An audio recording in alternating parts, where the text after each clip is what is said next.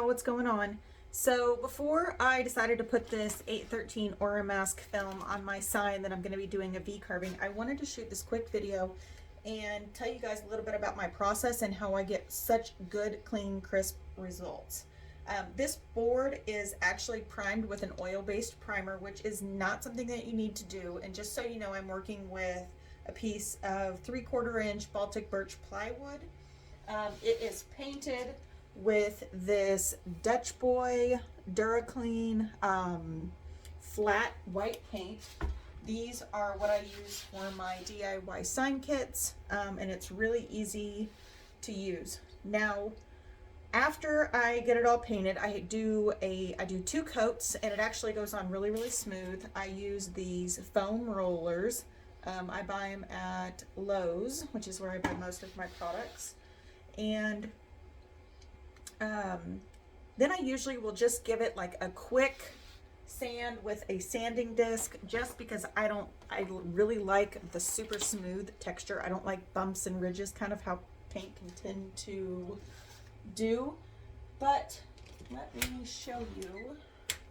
Well, I don't really think it matters. You all know what a 220 piece of sandpaper looks like, and that's what I use. And then after that's done, I actually spray it with this Rust-Oleum. You can actually don't have to use, I normally don't prefer to use gloss.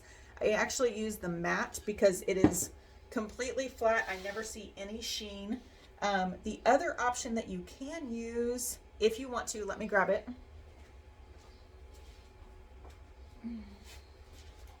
If you want to coat your board with something, you can use this dead flat varnish. It's about $25 or $30 for 1 quart. It is water-based and it has very low VOCs. It does not smell at all. You can use that even over the top of it. But you have to seal the paint. That is the main thing I have. If you skip the sealing step, the 813 film just does not come off as crisp, and I will show you the results when I'm done, after I'm done carving the sign. And this sign is actually going to have, it says spread love like wildflowers, and then it has a ton of little bitty pieces. So I wanted to make sure that you guys understand the process before I show you the V carving in the after. But you have to seal it with something, whether it's like this or it's the dead flat that I showed you.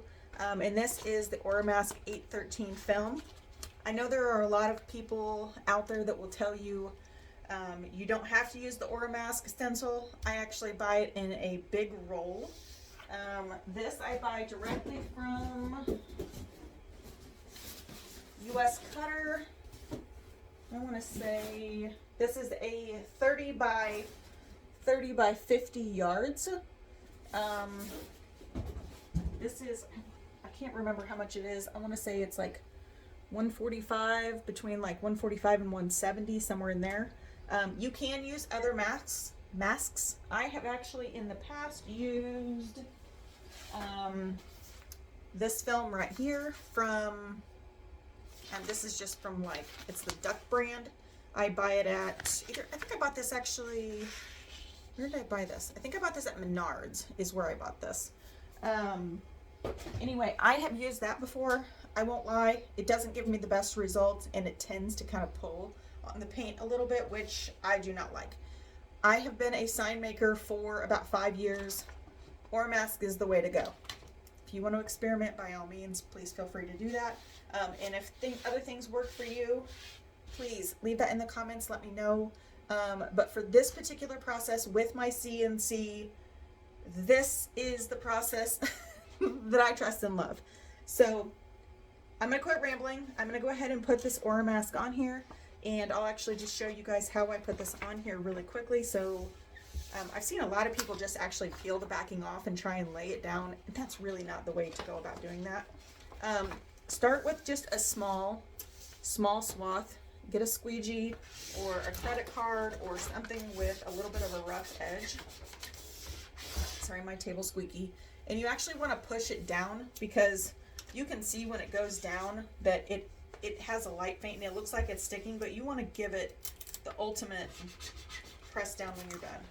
Okay, so I usually just pull a little bit more, and then I just kind of work from the middle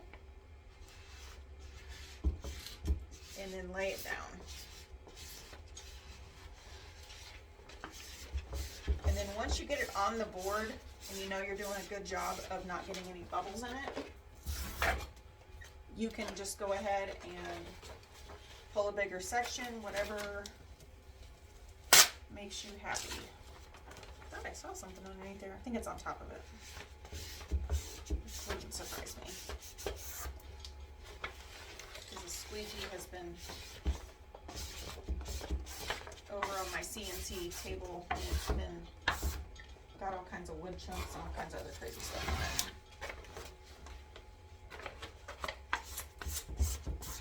So it's not overly difficult, but you definitely want to work from the middle and work out.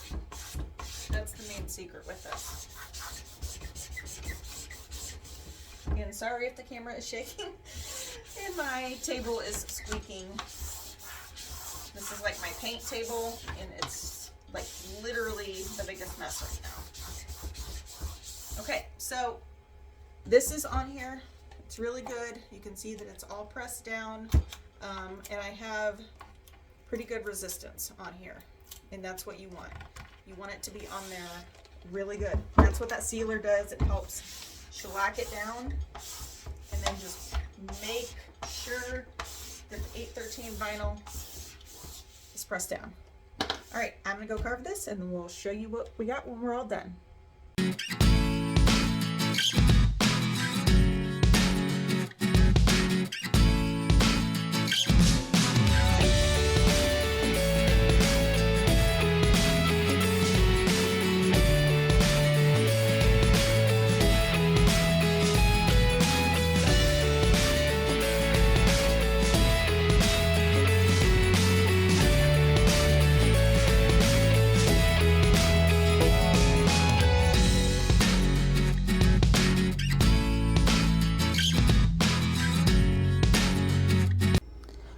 All right, so the sign is done cutting. I just want you guys to notice.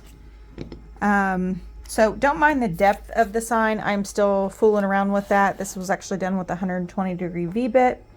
But I want you to notice the detail and how close the vinyl is actually staying to the edge of the letters. I mean, look how little bitty this piece is, and it stayed on there. It did not come off. Everything looks really good. Even in the cursive fonts, all of these tiny pieces came off. I see there's one teeny tiny piece that came off, but that's actually part of a V-carve. And when it's painted, you won't really even notice it anyway. But I just wanted to show you how good that looked. Now, we're not done yet. So the next thing that you need to do is go ahead and coat it again with your sealer. And what that's going to do, it's actually going to prevent bleeding between the seal and the wood. You won't have any type of bleeding at all. If you skip this step, again, you will not get the desired results that you want. And trust me, I've been there too many times. Don't skip the steps. Paint, couple coats of paint, sand if you want one quick coat. Use the sealer, spray over it, put the vinyl down, seal it really, or squeegee it down really well, do your carve, spray this again, because if you get in a hurry and you spray this without sealing it, you will have tons of bleeding when you go to peel this off, and it will be a mess. So I hope, okay, so this is the sign here. I am painting with my mother-in-law. She is helping me paint. We have this one over here that is being worked on, but I just want to show you how easy this is. So I have just a little bit of my wonderful chalk paints. These are so easy to do, you guys. Look, you literally just put it on. You do not have to be tactful about this. Kids can do this, and it's just really easy to cover. This brush is really soft, so I'm sorry. It's taking me a minute to cover, but these are going to be so fun because you can even add extra textures and extra colors if you wanted to for this dark green. But I love how the colors are popping.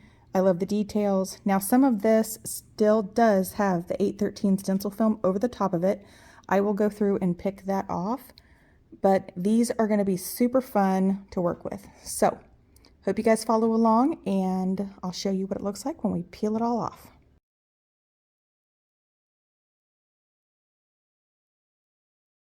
Okay, so the video got cut off. You will see exactly why I use the process that I do as far as taping and masking and sealing. So if you're interested in learning how to do this, again, these are carved signs, but I use almost the exact same process when I use my when I used it for my DIY paint signs. But I just want you to see what a hot mess the paint was, and then how crisp and clear these lines are on letters. So, oh my goodness. All right, y'all see that? You see how clear and crisp the lines are. My camera is even so good you can even see that. Okay, so you can even see the little dinky pick mark, which normally I don't make a habit of doing, but this blade is really sharp. I don't know if I just changed it or what, but anyway, again, here's the paint. This is one my mother-in-law did. She has macular degeneration, so her sight is not great, but I told her just to do her best, and this is what she did. And it looks really, really good. I mean, look at even the tiny fine lines, you guys. Trust me when I say this is the process that I use, and this is the process you need to use if you want crystal clear lines like this on your wood carvings. Here, let me just hold this out here in the sun. Look at how clear that is. Okay, I just want to show you this. This is my current situation. I have a cat right here. This is my Fuzz. That's Fuzz. This is my dog. Ashka, come here. Hey, sweet boy. What are you doing? This is where he always has to be. Anyway. All right.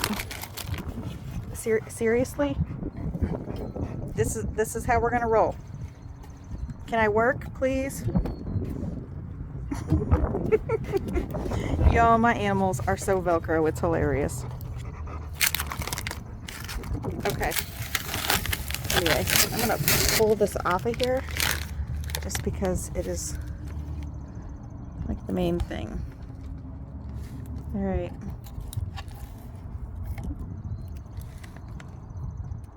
There's the.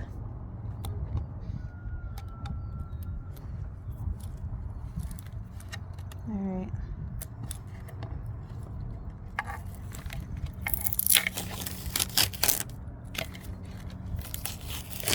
I mean, like, I am not being gentle about this. Like, if I were to do the traditional 813 with a regular type of, like, I don't want to say the regular stencil, but if I were to do this with like the regular paint and not a carved wood sign, this would be a big no-no. I think my X-Acto knife is coming unscrewed,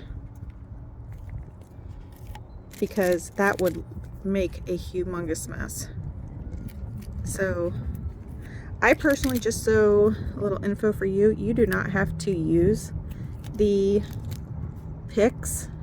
I actually like to use an X-Acto knife better, because I just want to make like a little indent in here and get this off. Or you can even, if you have like a cheap little razor blade, those are really great for doing this too.